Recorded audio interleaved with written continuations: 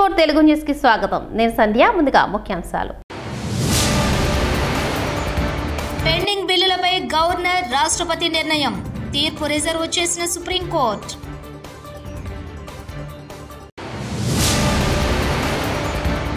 ఉప్పాడ తీరంలో అలల ఉధృతి. ధ్వంసమైన బీచ్ రోడ్.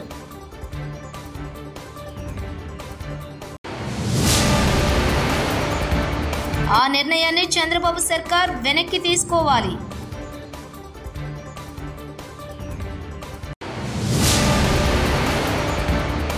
జెడ్పీటీసీ ఎన్నికల్లోనే దిక్కులేదు. 2029 గురించి కలలెందుకు?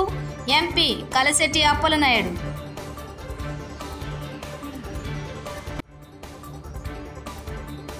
పెండింగ్ బిల్లులపై గవర్నర్ రాష్ట్రపతి నిర్ణీత సమయంలోపు ఆమోదం తెలపాలంటూ జరిగిన విచారణపై సుప్రీంకోర్టు తన తీర్పును గురువారం రిజర్వ్ చేసింది.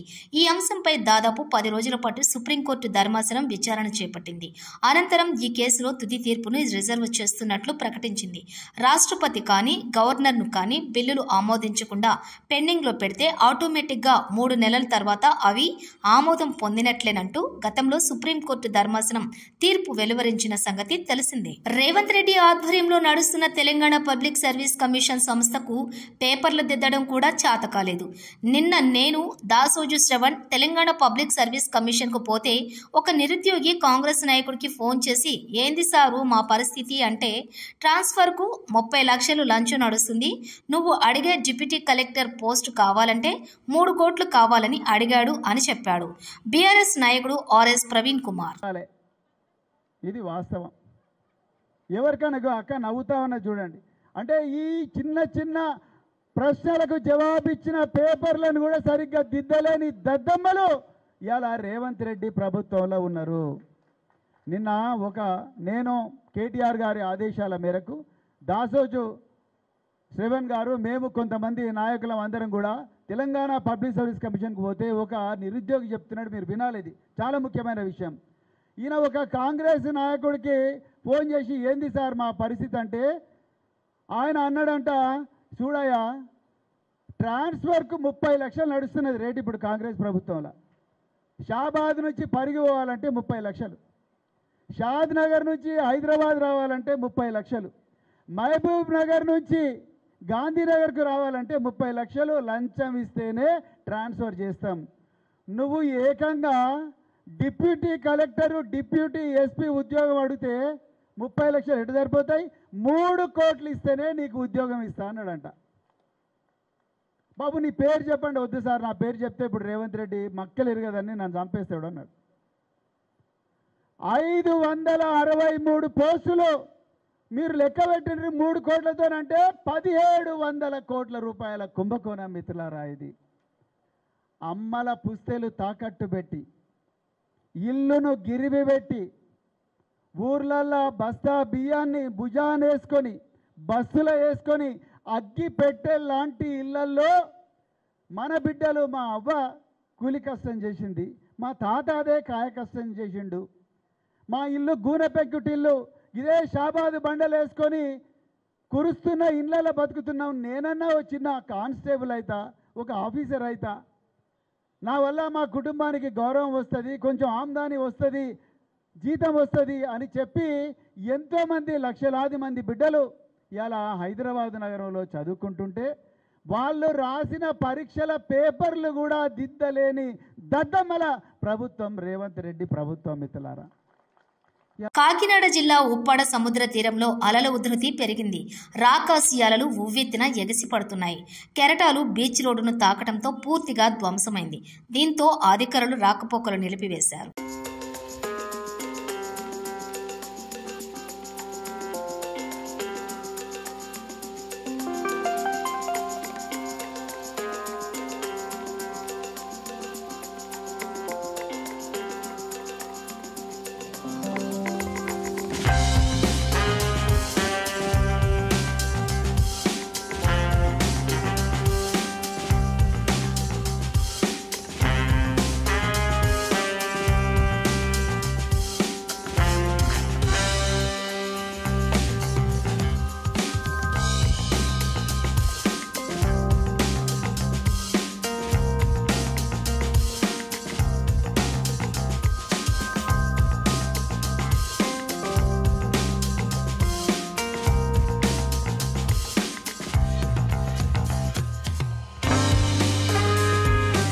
మెడికల్ కాలేజీలను ప్రైవేటీకరణ చేయాలని ప్రభుత్వ నిర్ణయాన్ని తీవ్రంగా ఖండిస్తున్నామని వైఎస్ఆర్సీపీ నేత మాజీ మంత్రి గుడివాడ అమర్నాథ్ అన్నారు.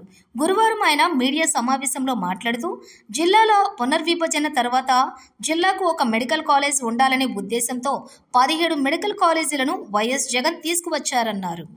చెప్పడం మీరు అందరూ కూడా చూశారు. అయితే ఈరోజు స్థానికంగా అనకాపల్లి జిల్లాకి ఎందుకంటే ఇదివరకు ఉమ్మడి జిల్లాలు ఉన్నప్పుడు విశాఖపట్నానికి ఆంధ్ర మెడికల్ కాలేజ్ ఉండేది. ఆ రోజు మా హయాంలో జిల్లాల పునర్విభజన అయిపోయిన తర్వాత 26 జిల్లాల్లో కూడా 26 మెడికల్ కాలేజీలు ఉండాలి. అప్పటికే రాష్ట్ర ప్రభుత్వంలో ఉన్నటువంటి కేవలం 11 మాత్రమే ఉన్నాయి. మరికొన్ని పెద్ద జిల్లాలకి ఒక దగ్గర అవసరమైన దగ్గర 2 లేదా మిగిలినటువంటి ప్రతి ప్రాంతంలో కూడా ఉండాలన్నటువంటి ఉద్దేశంతో 17 మెడికల్ కాలేజీని 8,500 కోట్ల రూపాయలు పెట్టి ప్రతి ఒక్క మెడికల్ కాలేజీకి ఒక సూపర్ స్పెషాలిటీ హాస్పిటల్ని జతపరిచి 500 కోట్ల రూపాయలు వెచ్చించి ప్రతి మెడికల్ కాలేజీకి కూడా 500 కోట్ల రూపాయలు కేటాయించి 8,500 కోట్ల రూపాయలు ఖర్చు చేసి ప్రజలకు అందుబాటులో తీసుకురావాలన్నటువంటిది ఆ రోజు జగన్మోహన్ రెడ్డి గారి తాలూకు ఉద్దేశం. గతంలో మీ అందరికీ తెలుసు, విజయనగరం కానీ లేదా మచిలీపట్నం కానీ ఇలా 5 కాలేజీలని మేము ప్రభుత్వంలో ఉండగా జగన్మోహన్ రెడ్డి గారు ముఖ్యమంత్రిగానే ప్రారంభించారు. క్లాసెస్ నడుస్తూ ఉన్నాయి. 5 మెడికల్ కాలేజీలకి 150 సీట్లు చెప్పిన అంటే 750 మెడికల్ సీట్స్ని ముఖ్యంగా పేదవాడికి అందుబాటులో తీసుకొచ్చేటువంటి కార్యక్రమం ఆ రోజు మా ప్రభుత్వం చేసింది. పేదవాడికి వైద్యం అందించాలన్నటువంటి ఉద్దేశంతో ఒక తాపత్రయం, పేదవాడి కుటుంబం నుంచి ఒక డాక్టర్ని చేయాలనేటువంటిది ఒక తాపత్రయం జగన్మోహన్ రెడ్డి గారు. పేదవాడికి ఉచిత వైద్యం, ఉచిత విద్య వారికి అందుబాటులో తీసుకొని వస్తే వారు రేపు భవిష్యత్తులో రాష్ట్రానికి, మన ప్రాంతానికి ఉపయోగపడతారు, వారి కుటుంబాల పేరు నిలబెడతారు, వారు పుట్టినటువంటి ప్రాంతాన్ని పేరు నిలబెడతారు అనేటువంటి తాపత్రయంతో జగన్మోహన్ రెడ్డి గారు పనిచేశారు. గతంలో రాజశేఖర రెడ్డి గారు ఫీజు రీయింబర్స్మెంట్కి తీసుకొని వచ్చి ఈరోజు వేలాది మంది, లక్షలాది మంది ఇంజనీర్లు తయారు చేశారు. ఒక కూలి పని చేసుకునేటువంటి ఒక సోదరుడు వారి కుటుంబంలో మళ్ళీ తన బిడ్డ పుడితే ఆ బిడ్డ మళ్ళీ కూలి పనే చేసుకోవాలా అనేటువంటి బాధతో, దుఃఖంతో అనేక తరాలుగా మా కుటుంబం ఇలాగే చిదిగిపోయిందని చెప్పి బాధపడుతున్నటువంటి తరుణంలో ఒక పేదవాడి ఇంట్లో కూడా ఒక ఇంజనీర్ని తయారు చేయొచ్చు ప్రభుత్వం తలుచుకుంటే అనేటువంటి ఉద్దేశంతో ఫీజు రీయింబర్స్మెంట్ లాంటి గొప్ప పథకాన్ని తీసుకొచ్చినటువంటి గొప్ప నాయకుడు రాజశేఖర రెడ్డి గారు. ఫీజు రీయింబర్స్మెంట్ కానీ, లేదా పేదలకు ఉచిత కరెంటు కానీ, లేదా 104 కానీ, 108 కానీ, పేదవాడికి వైద్యం అందక అనేక ప్రాణాలు పోతూ ఉన్నాయి. ప్రాణం అంటే కేవలం ఉన్నవాడిదే కాదు, లేనివాడిది కూడా ప్రాణమే. వాడిని కూడా కాపాడాల్సినటువంటి బాధ్యత ప్రభుత్వంగా నా మీద ఉంది అని చెప్పి ఆ రోజు రాజశేఖర రెడ్డి గారు ఆలోచన చేసి ఆరోగ్యశ్రీ స్కీమ్ తీసుకొని వస్తే ఈరోజు దేశవ్యాప్తంగా అన్ని ప్రభుత్వాలు కూడా దాన్ని ఇంప్లిమెంట్ చేయాల్సినటువంటి పరిస్థితి వచ్చింది. అంత ఆదర్శంగా నిలబడ్డారు. దాన్ని కంటిన్యూ చేస్తూ వైసీపీ అధినేత జగన్ రెడ్డి ప్రెస్ మీట్లో చెప్పిన మాటలన్నీ అబద్ధాల మూటలని విజయనగరం ఎంపీ కలశెట్టి అప్పలనాయుడు అన్నారు. జగన్ అంటే అబద్ధాల పుట్ట, మోసాల దిట్ట, అవినీతిలో పరాకాష్ట అంటూ నిప్పులు చెరిగారు. జగన్ రెడ్డి కట్టిన మెడికల్ కాలేజీలను జనాలు చూసి ఆహా అనడం కాదు, మా కర్మరా బాబు అంటున్నారని వ్యంగ్యంగా విమర్శించారు. జగన్ రెడ్డిలా అబద్ధాలు చెప్పేవాడు ప్రపంచంలోనే ఉండడని ఎంపీ వ్యాఖ్యానించారు.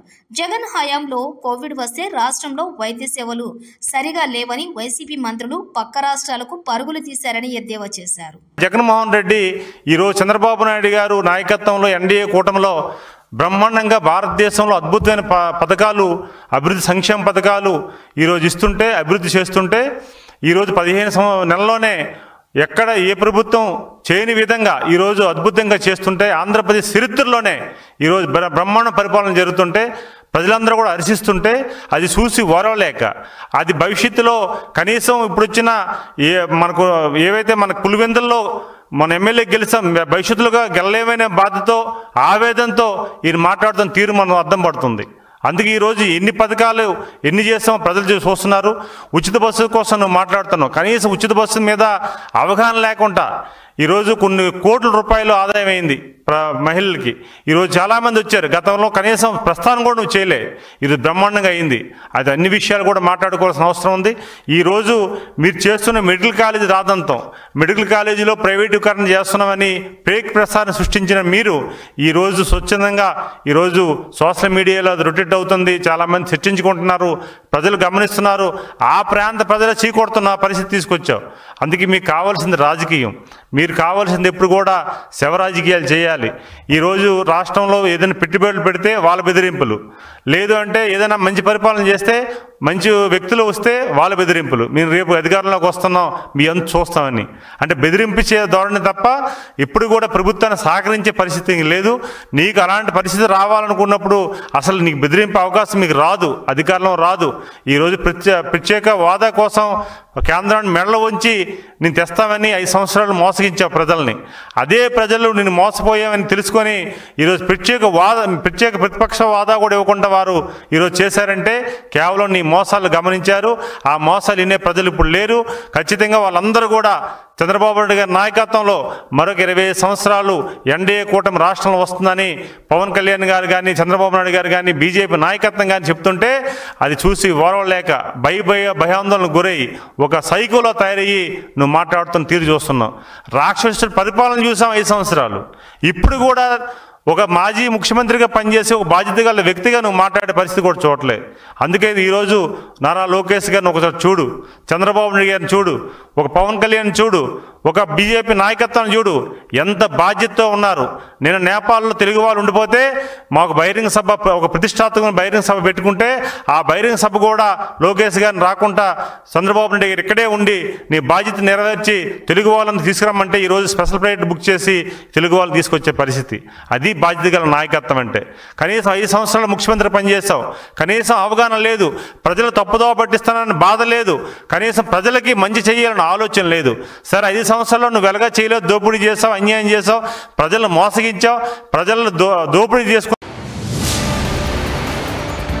పెండింగ్ బిల్లులపై గవర్నర్ రాష్ట్రపతి నిర్ణయం, తీర్పు రిజర్వ్ చేసిన సుప్రీంకోర్టు.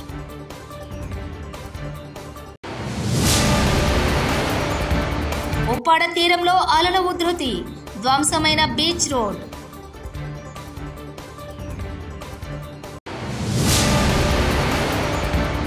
ఆ నిర్ణయాన్ని చంద్రబాబు సర్కార్ వెనక్కి తీసుకోవాలి.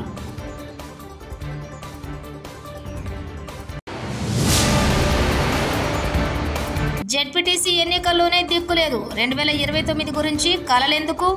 ఎంపీ కలశెట్టి అప్పలనాయుడు.